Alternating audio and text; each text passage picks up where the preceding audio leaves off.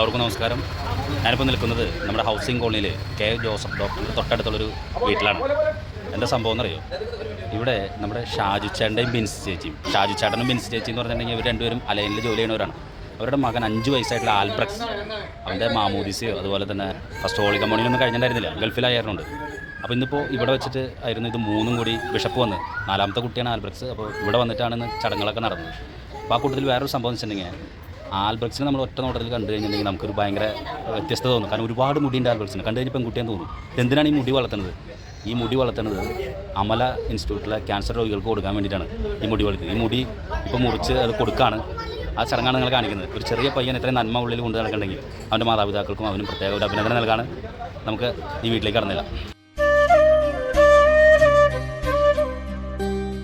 ഇതാണ് നമ്മുടെ ആൽബ്രക്സ് മോൻ. ഷാജുച്ചേട്ടനും ബിൻസേച്ചിയും ഗൾഫിൽ അലൈനിലാണ് ജോലി ചെയ്യുന്നത്. അലോഷ്യസ്, ആൽഫ്രഡ്, അലോൺസ എന്നീ മക്കൾക്ക് ശേഷം ഇവർക്കുണ്ടായ മോനാണ് ആൽബ്രക്സ് മോൻ.